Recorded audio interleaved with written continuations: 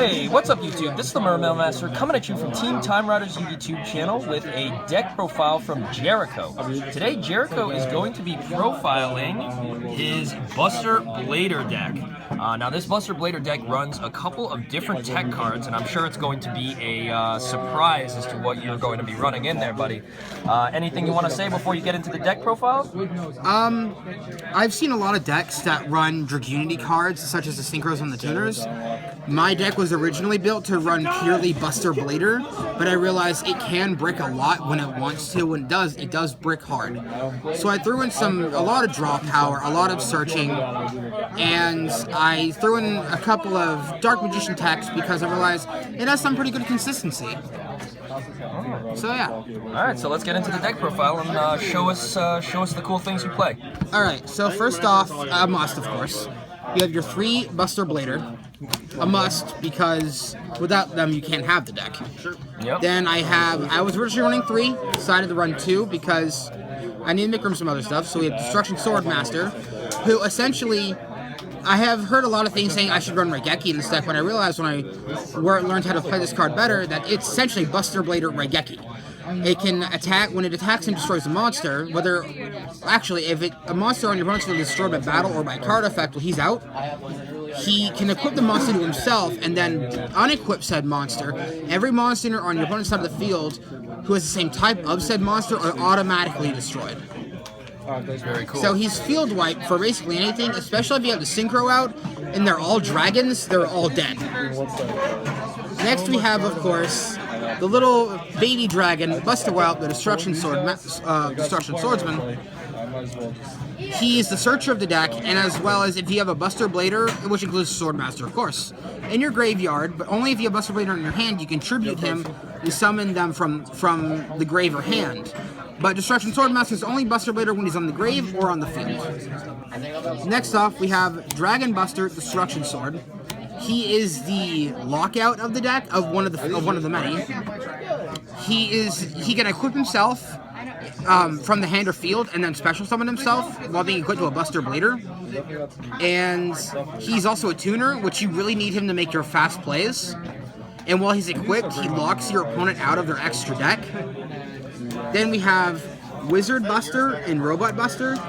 Wizard Buster can, while equipped, prevent your opponent from using monster effects in the grave. But you can also unequip it and send it to grave to grab a Destruction Sword, I believe, monster, out of your graveyard and put it back in your hand. So you can do this to grab Dragon Buster, Buster Whelp, or Robot Buster, so you can use their effects again.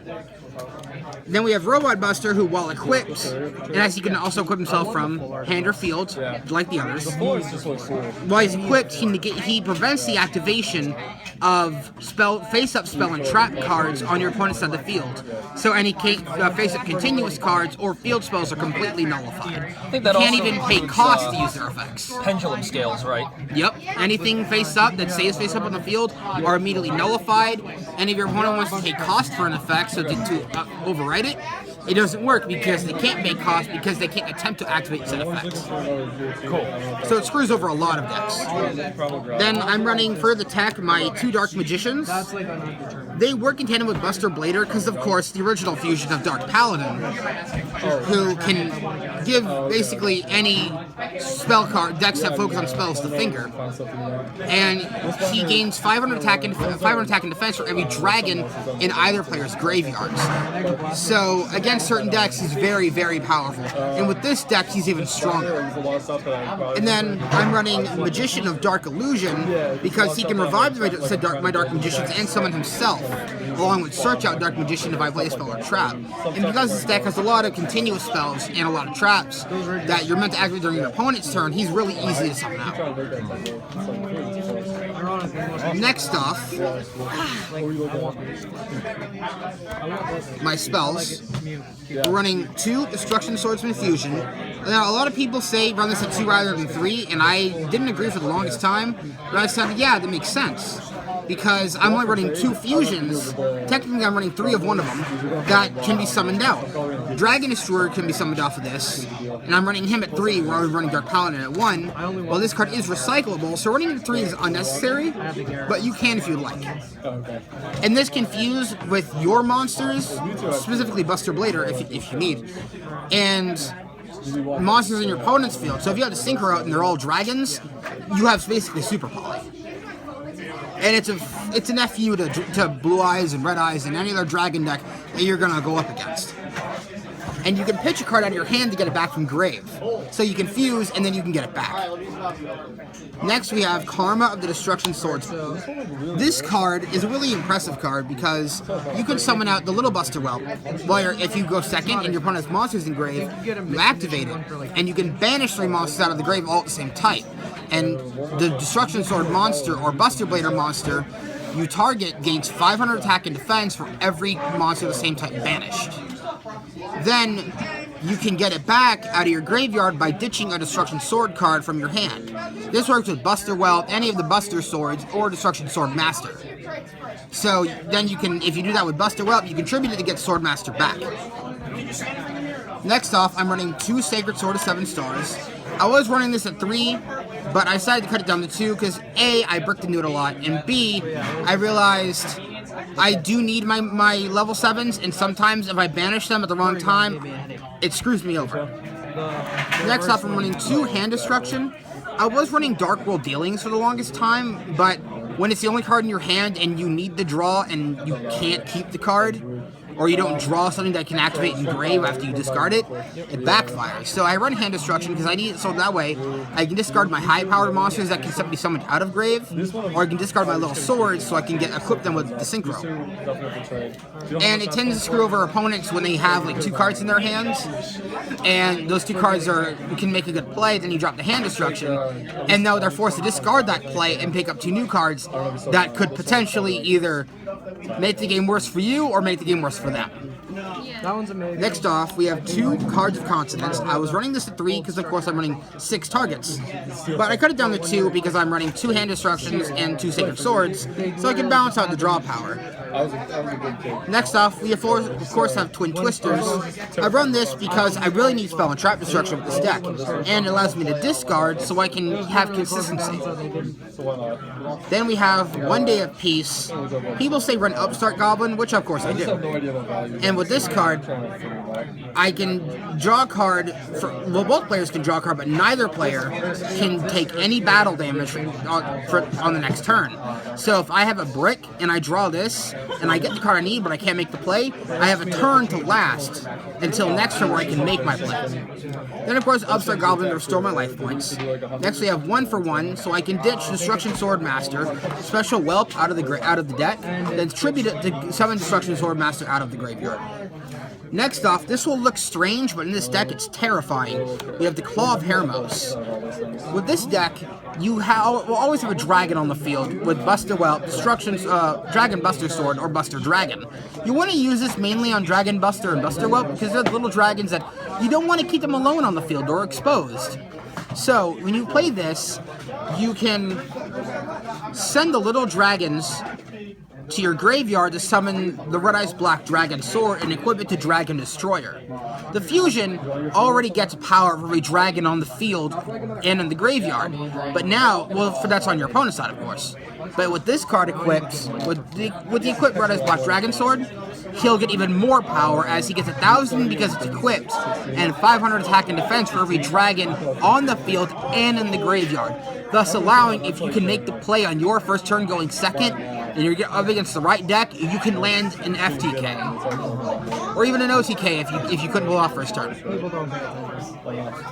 Next we have Soul Charge, because you're going to have a lot of monsters in grave for a few turns. And with this, such if you have Dark Magician, Buster Blader, or so on, you can bring them all back to make an Xyz, or to Synchro, or Fuse. And of course it locks you out of your battle phase, but that's okay because when you have the Synchro and the Fusion on the fields, your opponent can't stop you. There's nothing they can do against you. Now for the traps.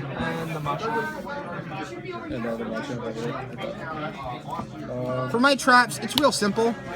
3 Destruction Sword Flash. Very terrifying card, because as is Buster Blader's signature attack and ultimate technique. When activated while you control a fusion of Buster Blader, such as Dragon Destroyer or Dark Paladin, and just like Mirror Force, it wipes the field, but instead of destroying, it banishes everything. And you can activate this whenever, not just in battle phase.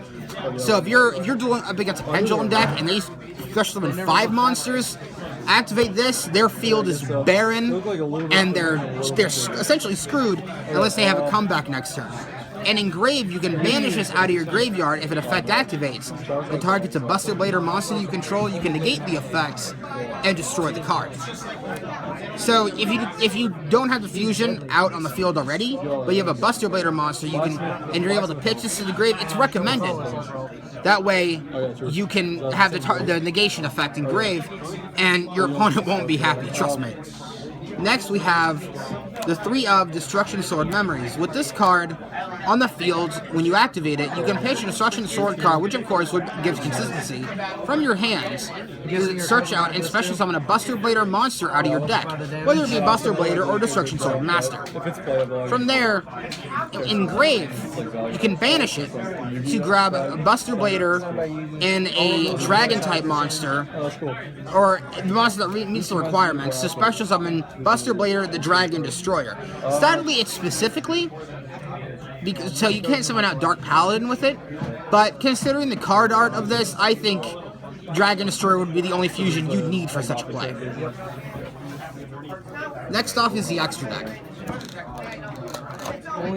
Now, of course, you have the 3 of Buster Blader, the Dragon Destroyer Swordsman. I just call it Dragon Destroyer because that's all you really need for it. Now, a lot of people say running 3 is overkill, but I say running 3 is necessary if you can summon them out rapidly, or if your opponent's able to get over 1, you can summon out another one. Now, this is a really interesting card because none of his effects activate. They're all static, they just happen. His first effect, well, first off, he can only be fusion summoned. He can't be summoned by any other way, which Sword Memories is a fusion summon. Then, the funny thing is, my original he gets 1,000 attack and defense for every dragon-type monster on your opponent's field in Grave. And he locks all dragons into defense mode on your opponent's side of the field. They can attempt to switch back to attack, but they will automatically be switched back into defense mode. And he can deal piercing damage, because all dragons will be locked into defense. There's nothing they can do to avoid that. But of course, because he becomes so overwhelmingly powerful, he cannot declare direct attacks, which is balanced, because if you're doing against Blue Eyes, and they have a crap ton of Blue Eyes in the grave, crap ton of dragons, one direct attack from him would end the door, which would be a little too quick, considering. Next we have the mighty Buster Dragon. Buster Dragon is the grown-up version of all the Buster Swords and Buster Whelp, as they're all essentially the same creature. Buster Dragon is a generic, but he really is only good in this deck.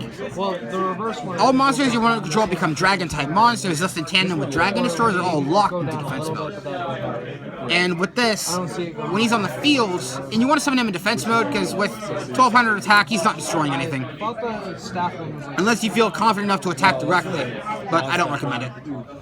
When he's on the field, you can target a Buster Blader monster such as Dragon Destroyer or Buster Blader and equip it with a Destruction Sword monster in your graveyard. You can equip Destruction Sword Master or Whelp, but they don't do anything when they're equipped. But it is possible, but there really isn't any point. But you want to equip Wizard Buster, Robot Buster, or Dragon Buster, because their effects when equipped are floodgates. They lock your opponent out of a lot of plays, and they get shut down a lot of decks.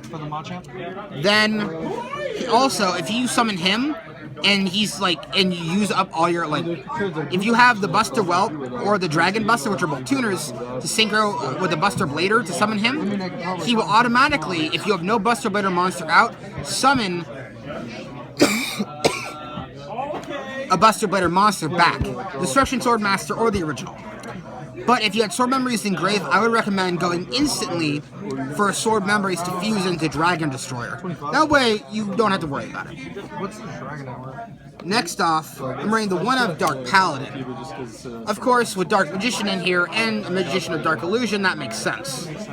And the first, I looked up the card of Sword Flash. The first effect is more recommended for Dark Paladin, as this Dragon Destroyer can't declare direct attacks. And it's still a really interesting combo. And with this, and you discard a lot, he can being able to negate the activation of spell cards, can screw over a lot of decks such as Pendulums, Dark Magicians, and quite a few other decks. And that effect only lasts as long as you have cards in your hand. So it's really, really powerful. Then we have the 2 of Red Eyes Black Dragon Sword. Like I said, it's extremely powerful, and with equipped to Dark Paladin or Dragon Destroyer, it'll be so much more, being enabled to land FTKs or OTKs. Next we have the 2 of Stardust Dragon. These cards are necessary because you're always going to fall to like Mirror Force or Raigeki when your opponent has them ready. But if you have him on the field in tandem with Dragon Destroyer and Buster Dragon, there isn't a lot your opponent can do to stop you. They want to Raigeki you, Stardust Dragon, negate and destroy it. They want to Mirror Force you, same deal. Kinda like the camera ups, but and trust me, they won't like it. Next off, you have Hot Red Dragon Archfiend Abyss. Now, I know this sounds strange, but in this deck it's amazing because it's really easy to pull off. One tuner, one more on-tuner Dark Dragon type Synchro, such as Buster Dragon. He can negate any face-up card effect, even Raigeki. If it hits the board first face up, he can nullify it instantly. But you only have one effect, you can only use that effect once per turn, but during either player's turn. And if he deals battle damage, you can target a tuner monster in your grave and special summon it in defense mode. But you can only use each effect once per turn. Next off, I have Abon Illusion Magician and Abon High Magician. I run these because, of course, I run the Magicians. And they give you extra defense when you can't make the Dragon Destroyer. And because a lot of your cards will be quick plays or trap cards, Abon High will allow them to activate from hand, so you don't have to worry about, the Dark Magical Circle or so on that will negate them if they're on the field. And then this is my own tech. I threw it in here because I felt like I needed it. We have number 39 Utopia Roots. This is strange to a lot of people, but Utopia Roots is easy to summon using 2 level 1 monsters, and this deck spits out the little level 1s. And being able to overlay into him while you can't make any of your big monsters, you're able to Xyz summon him so you can negate attacks, and if you negate the attack of an Xyz monster, he gets a power up equal to its rank, times 500. And that's very useful, and so you can stall out until you can make any of your giant monsters. But never have it as a go-to. Always only use it if you need to. Never make it a play that you go to first. And a little known fact about it, this is something that I actually use in my spirals as well, is that if you have that on the field in tandem, I guess, with an Ebon Illusion Magician or, some other XYZ that you go into, you can declare an attack with that XYZ, negate that attack with Roots, and then attack with Roots, boost it up 7 times 5 is 35, and it'll have a 4,000 attack. Which is itself is insane. So yeah. I was also running Tyrant and Red Dragon Archfiend, which I plan on putting back in this deck once I can find it. And because I've made that a few times using Buster Dragon, but only when I have secured the win. But my opponent has like a monster my monsters can't get over because I don't have Buster, because they say Veil or Buster Dragon or Breakthrough Skill. So I can't use any of its effects, and all of them get negated. I can synchro using Buster Whelp and Dragon Buster Sword with Buster Dragon to make the Titanic Beast, who can field wipe all cards, as well as get a power-up of 500 attack if your opponent tries to activate a spell or trap when he declares an attack. So they want to Mirror Force you, they want to a trap pull that can be used when you attack, or anything else of spells and traps, you can negate it, and then he will get more powerful, which will be a mistake for them because, they could have just taken 3,500 and it would have killed them, or it would not have killed them. But if they felt confident, like, Mirror Force, it's like, guess what, I can negate it, then they're taking 4,000 damage if they don't have a monster. And if they had less, if they had like 3,600 or less, they were screwed. Which essentially, if they lost because of that, that's their fault, because they made the mistake. All right. So this was a really, really awesome deck profile. A lot of very well explained things. Want to give a shout out and a thank you to Jericho for doing this deck profile and his Buster Bladers with the Secret Tech of Dark Magicians. Any shout outs you want to give, bud? Just saying, there are a lot of competitive players out there who will say this deck's not that great or it's okay, and that's fine. Everyone's entitled to their own opinion. But if you want to build it because you think it's fun or you think it's interesting, then all for it. Most of everything is common except for the Buster Bladers or the extra deck, so it's easy to get a hold of. And even if you have a lot of friends who play competitive and say fun decks they don't work or they're weak, or you don't play them in tournaments and you lose a lot, play to have fun. If you want to play to win, that's fine, but play to have fun as well. Don't play to shut your opponent down at every twist and turn. Like with this deck, I can shut my opponent down almost instantly if I have the right cards, but I will hold back or I will give up the floodgates so my opponent can actually fight back, because I like the challenge. I like, alright, what can you do to stop me? How can you get around this? It's a challenge because when I play against my friends and I play this deck, it's a wall they have to get over. It's a challenge they have to get over. If they can, that means that they're better as players. If they can't, that means they have more to do. They have more to learn. All right, so awesome. Once again, thank you and big shout out to Jericho. And for more content just like this, please remember to keep it subscribed to Team Time Riders. Comment, rate, subscribe. If you want to see more of Jericho, let us know in the comment section below. And see you guys next time. This has been the Mermail Master, the Team Time Riders, and we're signing out. Catch you guys later.